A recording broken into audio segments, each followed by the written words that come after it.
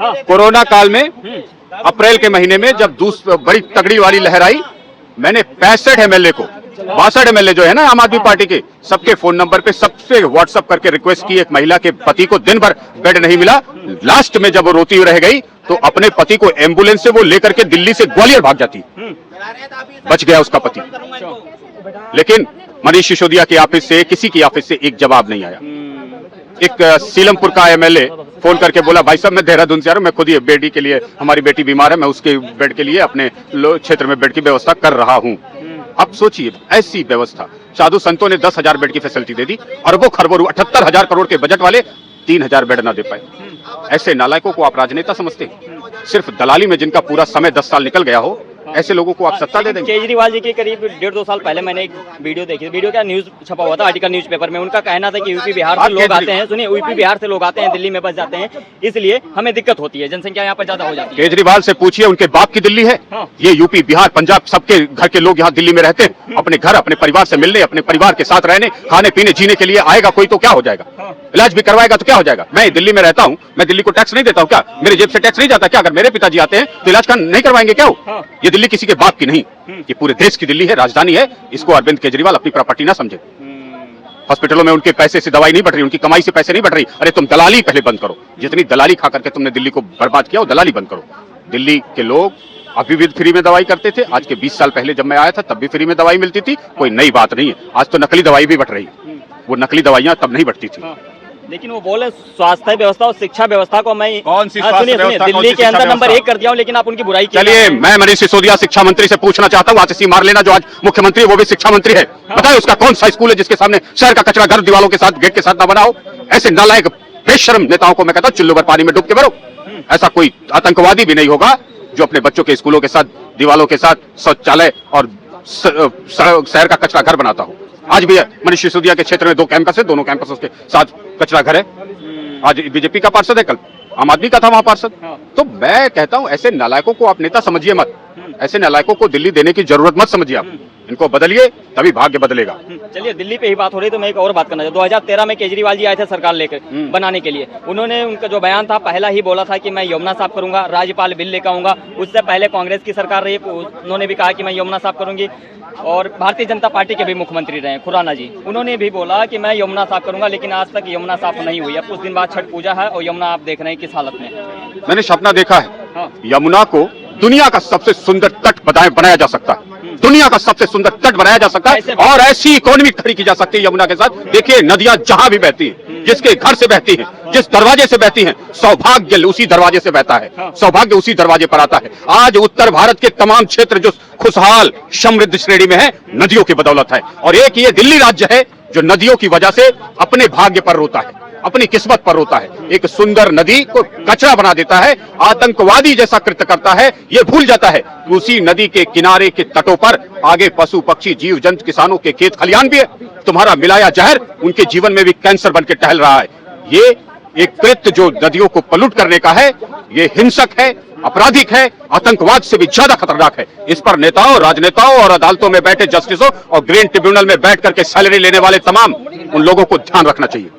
अच्छा, अभी यमुना सफाई को ही लेकर के केजरीवाल की सरकार ने कुछ साल पहले एसटीपी प्लांट लगाया था, यानी कि सीवेज ट्रीटमेंट प्लांट और डब्ल्यूटीपी वाटर ट्रीटमेंट प्लांट बंद पड़ा है। वो मैं आपको बताता हूँ, बंद पड़ा है वहाँ पे। ये क्या नाम, ये बुराड़ी जो है ना, वहाँ लगाया था प्लांट, ये बंद पड़ा है अभी तक। ये जो सारा हवा का जो है ये भी बंद पड़ा है, क्या बोलते हैं जो हवा स्मोक का, ये भी बंद पड़ा है। ये लगा हुआ है, बंद पड़ा हुआ है कई महीनों से है। और क्या नाम, जिससे इनसे नालियां तो साफ हो नहीं रही, सीवर साफ नहीं हो रहे इनसे, ये जमुना को क्या साफ करेंगे?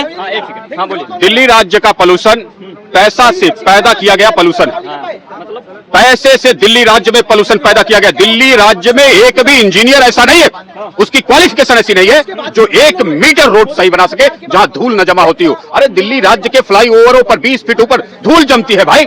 ऐसे राज्य के इंजीनियरों को लात मार करके देश से, दिल्ली से बाहर निकाल दिया जाना चाहिए, नौकरी से बाहर निकाल दिया जाना चाहिए। आप समझते हैं कि केवल राजनेताओं का पोल्यूशन? अरे आपके राज्य में एक भी सिविल इंजीनियर नहीं है जो ऐसी रोड डिजाइन कर सके जहां 1 किलोमीटर, 1 मीटर, आधा मीटर रोड ऐसा हो जो पोल्यूशन को, धूल को, मिट्टी को कंट्रोल करता हो। दिल्ली का पोल्यूशन, देश का पोल्यूशन, देश के पैसे से पैदा किया गया पोल्यूशन है। पैसा खर्च करके हम पैदा कर रहे हैं पोल्यूशन, वो पोल्यूशन आज दिल्ली के लोगों की जान ले रहा है। दिल्ली की जान ऐसे नहीं जा रही। सर कहाँ से, हाँ कहाँ से आप? दिल्ली के ही रहने वाले हैं? बहुत गौर से सुन रहे थे आप, क्या कहना चाहेंगे केजरीवाल? मैं ये कह रहा हूँ कि केजरीवाल जो कहता है ना, मैं 25 तक जो है, आगे आगे आगे आगे आगे आगे 25 से पहले जो है दिल्ली को साफ कर दूंगा, जमुना को साफ कर दूंगा। हाँ ये जोर लगा ले आने वाले 5 साल में, ये कुछ नहीं कर सकता। मैं बताता हूँ, हाँ हाँ बता दीजिए। जमुना में पहले शीला दीक्षित का सीएम थी, और भी कहीं मेरे नाम ध्यान नहीं आ रहे। उस टाइम मदन लाल खुराना भी थे। तो पहले ये क्या था, इतनी बाढ़ नहीं आती थी। बाढ़ आई है लास्ट 78 में। उससे पहले ये क्या करते थे कि जमुना में वजीराबाद से लेके और ओखला तक खुदाई करवाते थे जमुना की, 10-10 फीट खुदाई और 50-50 फीट चौड़ाई। तो उससे लाखों टन जो थी ना रेत जमा होती थी। उसके बाद फिर जो रेत की ऑक्शन करते थे ये लोग, जिसमें उनके पास पैसे आता था। केजरीवाल ने एक बार भी ऐसा नहीं सोचा कि मैं कुछ करूं। केजरीवाल को तो बस पैसा चाहिए। पिछले 5 साल का हिसाब ले लो उससे, वो नहीं दे पाएगा, सब खा गया। ये क्या करते हैं, जब इनको पैसा मिलता है अपनी पार्टी के लोग लाओ, जमुना पे चलो, वहां पे पूजा पाठ करो, 1000-1500 लीटर दूध लेके आते हैं, ठीक है, और उसे पानी मिलाते हैं गंदा, फिर जमुना में बहा देते हैं। जमुना बहाने कहते चलो जी हो गई जमुना साफ। उसके बाद कोई नहीं आता। ये आंखों देखी बातें बता रहा हूँ मैं आपको, कोई झूठ नहीं है इसमें। लेकिन सर अगर देखा जाए तो भाजपा के 7 सांसद हैं दिल्ली के, 7 सीट उनके टाइम में भी हर साल जो ये करते थे, जब बाढ़ आती थी, जमुना में बाढ़ जब आएगी, जब आप जो है हरियाणा से पानी छोड़ोगे, खुदाई करने के बाद, मिट्टी निकलने के बाद, ऑक्शन होने के बाद, तो जमुना में हरियाणा से पानी आता था, जिससे सारी जमुना साफ हो जाती, गंदगी बह जाती थी, सारी गंदगी बह जाती थी। ये तो जो कह रहे हैं ना 25 से पहले कर दूंगा, अब मैं इसको क्या कहूँ, मेरे मुंह से कुछ गलत बात निकलती है, नहीं वो नहीं, ठीक है, मगर ये कर ही नहीं सकता। आने वाले 5 साल में भी नहीं कर। इसको जितना पैसा इसके पास आएगा ना, सब खा जाएगा, सब डकार जाएगा। अभी 5-6 हजार करोड़ रुपए इसको दिए थे पिछले 5 साल में, ठीक है, कहाँ उसका हिसाब मांगो ना, इससे नहीं दे सकता हिसाब। ये तो सिर्फ जनता के पैसों को लूटने के लिए बैठा हुआ है, ये कुछ नहीं कर सकता, जितना मर्जी होता। लेकिन सर 2013 में जब केजरीवाल जी आए थे तो उनका 2 ही मुद्दा मेरे दिमाग में भी है, एक तो राज्यपाल बिल लेके आना और दूसरा जमुना साफ करने का। अच्छा, 2013 से लेकर अब तक सुन लो कितनी जमुना साफ करी है इसने। वो पैसा 2013 से जो पहले इनको मिलता था हजारों करोड़ रुपया, वो पैसा कहाँ गया, कहाँ गया वो पैसा? सरकार हिसाब मांगती है उसका, नहीं देगा ही नहीं, टाल देगा, सब पैसा इसकी जेब में गया। मेरे पे लिस्ट है, मेरे पे है नहीं, मैं बता दूं, इनने हजारों करोड़ रुपए इनने जो है गबन किए हैं 9 जगह के। मेरे ध्यान जा रहा है। हाँ, लेकिन केजरीवाल आप बोल रहे गमन कर रखे हैं केजरीवाल, गमन मैंने नेता तो बचा के खा गए। कट्टर ईमानदारों से ये 1 नंबर के बेईमान, महाचोर, घटिया आदमी है, क्या बात कर रहे हैं? घटिया आदमी है भाई साहब। मैं दिल्ली में रहकर इनको बहुत देखा है, 1 नंबर के घटिया आदमी है, झूठ बोलने में नंबर 1। ये कोई कहते हैं ना हम ईमानदार आदमी है, ये कोई ईमानदार आदमी नहीं है, देखो कोई ईमानदार नहीं है, सब चोर बैठे हुए इसमें। अभी 4-5 इनके जो मंत्री है ना, जो 4-5 मंत्री जो जेल से छूट कर आए हैं, वो जेल क्यों गए? अगर ईमानदार थे तो बताइए, अगर ईमानदार थे तो जेल क्यों गए वो? बिल्कुल सही बात। क्या ना, 1 नंबर के बेईमान आदमी है। और अब की बार अगर दिल्ली वालों ने इसको वोट दिया तो दिल्ली बर्बाद हो जाएगी। आप बोल रहे हैं वो जेल क्यों गए, उनका साफ कहना है, इसका बयान भी उन्होंने दिया है, जवाब भी दिया कि हम जेल क्यों गए। उनका कहना है कि केजरीवाल को मोदी की ईडी और सीबीआई फंसा रही है बस। वो कह रहे हैं ना मेरे पे 1 पैसा नहीं मिला। ये गवर्नमेंट सर्विस से निकला हुआ है, इसको मालूम है कि पैसे का कहाँ गबन करना है। इसे सब पता है कि रिश्वत का पैसा आता है, हजारों करोड़ रुपया इसने जो करा है ना, इसे सब पता है कैसे कैसे करना है। इसने सब ऐसे गायब किया है। कैसे गायब किया? नहीं तो ये बता दो, कुछ दिल्ली में इन्हें क्या क्या काम किया है? सड़कें बनवाई हैं, हॉस्पिटल बनवाए हैं, स्कूल बनवाए हैं। एक लिस्ट बना के सबकी, एक लिस्ट बना दे सबकी। मैंने दिल्ली में पिछले 10 साल में ये काम किया है, ठीक है, और नेट पे डाल दे, यूट्यूब कहीं भी डाल दे, लोग अपना पकड़ लेंगे इसको कि इनने क्या क्या किया है, क्या नहीं किया। वो बैठते हैं बयान देने के लिए मीडिया के साथ में, पीसी करते हैं, प्रेस कॉन्फ्रेंस करते हैं, तो उनका साफ साफ वो बताते हैं कि हमने बिजली फ्री कर दी गरीबों के लिए, बस फ्री कर दिया महिलाओं के लिए, ठीक है, शिक्षा, स्वास्थ्य, हर चीज में मैंने सुधार लाया महिलाओं के लिए। भाई हमारा तो बिल आता है, ठीक है, हमारा तो हजारों में बिल आता है, ठीक है। मैं तो अपने आपको गरीब समझता ही नहीं, मेरे को इतना पैसा कमा लेता हूँ। गरीब के लिए कर रखे हैं? नहीं, गरीब का हर आदमी चाहता है मेरे को फ्री में बिजली, मैं भी चाहता हूँ, मगर फिर भी बिल आता है। गरीब आदमी को नहीं, गरीब आदमियों के लिए अभी हजारों रुपए के बिल आ रहे हैं, हजारों रुपए पानी के बिल, बिजली के बिल उनके भी आ रहे हैं। अच्छा, हाँ। और दिल्ली जल बोर्ड के बारे में अगर कहना हो, कई बार क्या होता है कि दिल्ली के अंदर कहीं पानी भर जाता है, कई बार पानी नहीं होता। पानी कहाँ भरा? दिल्ली में पहली बार पानी भरा 78 के बाद में। अभी जमुना में जो पानी बाढ़ आई थी, अब पहली दूसरी बार पानी आया जमुना में। बड़ा इतनी बाढ़ कभी नहीं आई जमुना में, जितनी बाढ़ आई है ना। ये अभी पिछले साल आई थी, कब आई थी? आई है इससे बाद 78 में आई थी, 78 के बाद में दूसरी आई है। तो अगर ये जमुना की सफाई कर देते, जमुना को खुदाई करते, 10-10 फीट चौड़ाई करते, तो दिल्ली में बाढ़ कभी नहीं आती, कभी नहीं आएगी बाढ़ दिल्ली में। जो पिछले थे ना सीएम, उन्होंने जमुना में सफाई करी है, जमुना में सफाई करी है, गहरा गड्ढे खोदे हैं जमुना में लेके, और पानी छोड़ा है हरियाणा से। पानी छोड़ने के बाद जमुना में जितनी गंदगी होती है ना सब बह गई वो।